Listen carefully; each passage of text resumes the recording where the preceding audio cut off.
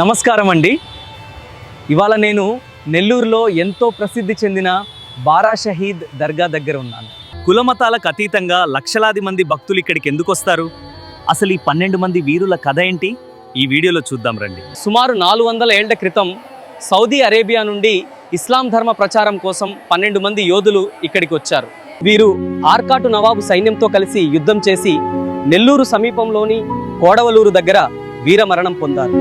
హిందీలో బారా అంటే 12, షహీద్ అంటే అమరవీరులు. అందుకే దీనికి బారా షహీద్ దర్గా అని పేరు వచ్చింది. ఆ 12 మంది శరీరాలు ఇక్కడే ఖననం చేయబడ్డాయి. ఈ దర్గా పక్కనే ఉన్న స్వర్ణాల చెరువు దగ్గర జరిగే రొట్టెల పండుగ ప్రపంచ ప్రసిద్ధి చెందింది. భక్తులు తమ కోరికలు కోరుకుంటూ ఒకరికొకరు రొట్టెలు ఇచ్చుకుంటారు. ఒకసారి కోరిక తీరిన వారు మరుసటి ఏడాది వచ్చి కృతజ్ఞతగా రొట్టెలను పంచుతారు. ఇది మన తెలుగు రాష్ట్రాల్లోనే అతిపెద్ద మత సామరస్య వేడుక. మీరు ఎప్పుడైనా ఈ రొట్టెల పండుగ వచ్చారా? మీ అనుభవాన్ని కామెంట్స్లో చెప్పండి. ఇలాంటి మరిన్ని ఇంట్రెస్టింగ్ ప్లేసెస్ గురించి తెలుసుకోవడానికి నా ఛానల్ని సబ్స్క్రైబ్ చేసుకోండి.